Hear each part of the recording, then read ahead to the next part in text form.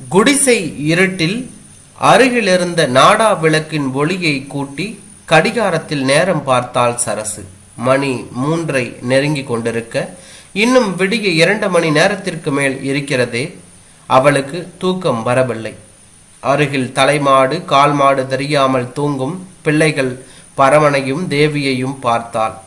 வள்ளியை அனுப்பி வைத்து 6 மாதம் இருக்குமா? பாவம், வீட்டில் வளர வேண்டியவளை இப்படி வறுமைக்காக வேலைக்கு வெளியூருக்கு அனுப்பி வைத்து வயசுக்கு வந்த மகள் எப்படி இருக்கிறாளோ? நேற்று பட்டணத்துக்கு போன முத்துசாமி அண்ணன் வரும்போது வள்ளியை 2 நாள் லீவு கொடுக்க சொல்லி அழைச்சிட்டு வர்றதா சொல்லிட்டு போனாரு. எப்படியும் விடிகிற நேரம் வள்ளி வந்துடுவா. மகளை பார்க்க அந்த தாயின் மனது ஏங்கியது என்றுதான் சொல்ல வேண்டும். வள்ளி துணி துவைச்சி காய போட்டாச்சுன்னா பெரியம்மாவுக்கு வெந்நீர் வச்சு உடம்புக்கு ஊற்றி விடு. அப்படியே பரணியில் இருக்கிற பித்தளை கூடத்தை இறக்கி புளி போட்டு தேய்த்து வை. அடுக்கடுக்காக வள்ளிக்கு வேலைகள் சொல்லிக்கொண்டே போனாள். வள்ளி அந்த வீட்டிற்கு வந்ததிலிருந்து ஓய்வு ஒளிச்சல் இல்லாமல் உழைக்கிறாள். 2 பிள்ளைகள், அம்மா அப்பா மற்றும் வாதம் வந்த பாட்டி என பெரிய குடும்பம்.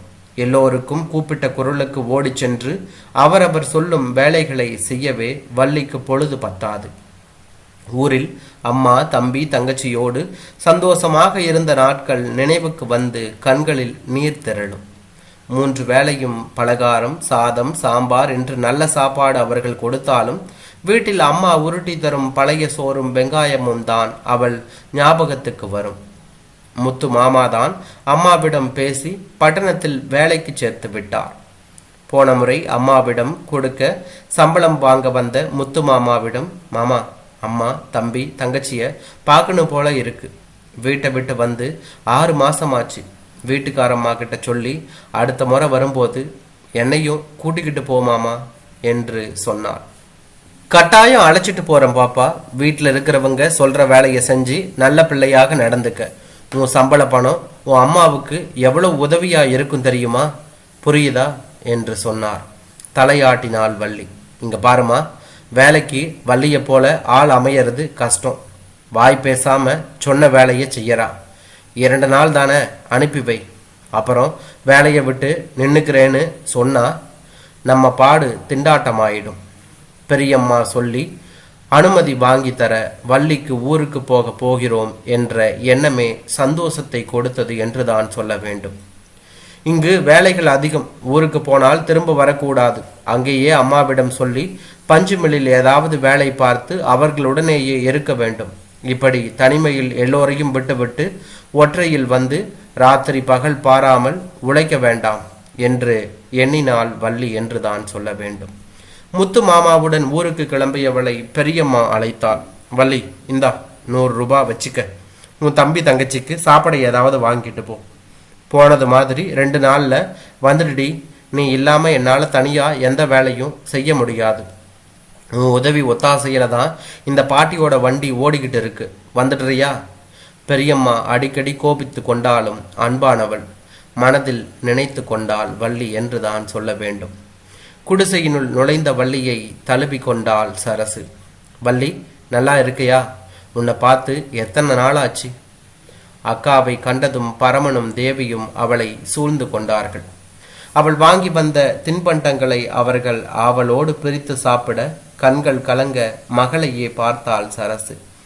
ராவுத்தர் கடையில் 50 ரூபாயை கொடுத்துவிட்டு கடன் சொல்லி 1/2 கிலோ நெஞ்செலும்பும் கறியுமாக வாங்கி வந்து அம்மியில் மசாலா அரைத்து வாசனையாக கறி பிரட்டல் செய்து முட்டை பொரித்து சாதம் வடித்தாள். ஆத்தா, எதுக்கு இப்படி மாஞ்சி மாஞ்சி வேலை பார்க்குற? நான் என்ன விருந்தாளியா? உன் மவதானே வந்திருக்கேன். இருக்கட்டுமே, 6 மாசமா உனக்கு சமைச்சு போடாததை இந்த 2 நாள்ல செஞ்சு போடுறேன்.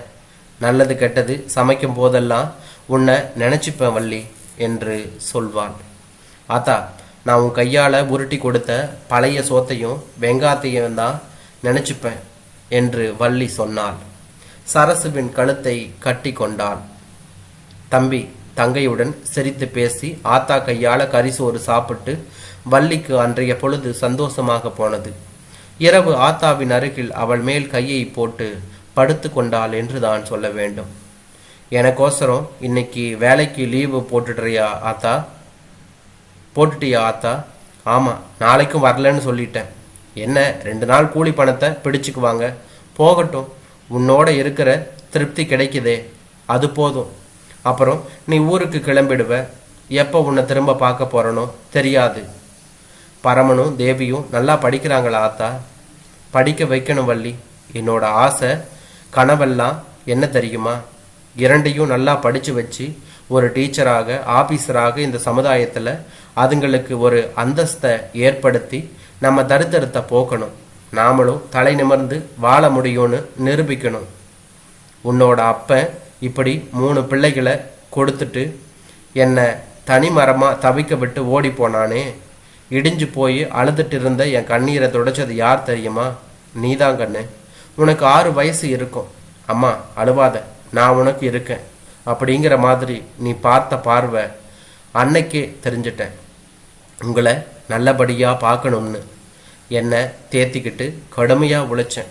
இருந்தாலும் என் உழைப்பு நம்ம வயிற்ற நிரப்ப தான் சரியாக இருந்துச்சு. நீ 5ஆம் வகுப்போடு படிக்க மாட்டேன்னு சொல்லி என்னோடு காட்டிலையும் மேட்லையும் வேலைக்கு வர ஆரம்பித்தேன்.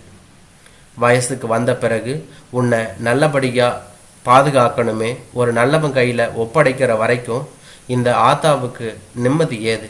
முத்துச்சாமி அண்ணன் நம்பிக்கையாக சொன்னதால் உன்னை வேலைக்கு அனுப்பினேன்.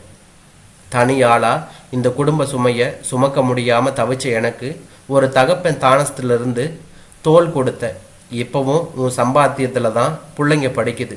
முத்துசாமி அண்ணன் முன்பணமாக 5000 ரூபாய் நீ வேலை செய்கிற இடத்துல இருந்து வாங்கிட்டு வந்து கொடுத்துச்சு. அடுத்த வருஷம் 2 பேருக்கும் ஸ்கூல் ஃபீஸ் கட்டணும். அப்போ இருந்து நிர்வகிக்க வேண்டிய குடும்பத்தை நீ தான் தாயி தூக்கி நிறுத்திட்டு இருக்க. சொன்னவளின் கண்களிலிருந்து கண்ணீர் பெருகியது. அந்த இருட்டிலும் வள்ளிக்கு நன்றாக தெரிந்தது. என் மனக்குறைய சொல்லிட்டு இருக்கேன். நீ அங்கே எப்படி இருக்க தாயி? உன்னை நல்லா கவனிச்சுக்கிறாங்களா? நல்லா சாப்பாடு தர்றாங்களா? வேலை ஒன்றும் அதிகமில்லையே. அப்படி ஏதும் இருந்தால் சொல்லு தாயி. நீ அங்கே போய் தனியாக கஷ்டப்பட வேண்டாம். இங்கேயே கூழோ கஞ்சோ இருக்கிறத குடிச்சுக்கிட்டு எப்படியாவது சமாளிப்போம். ஆத்தா, நான் கஷ்டப்படுறதா யார் சொன்னது? என்னை வீட்டில் ஒருத்தர் மாதிரி பார்த்துக்கிறாங்க ஆத்தா. வேலையும் அதிகம் இல்லை. என்னை பற்றி கவலைப்படாத. தம்பி தங்கைய நல்லா படிக்க வை. நீ நினச்ச மாதிரி நம்ம குடும்பம் நல்லா வரும்.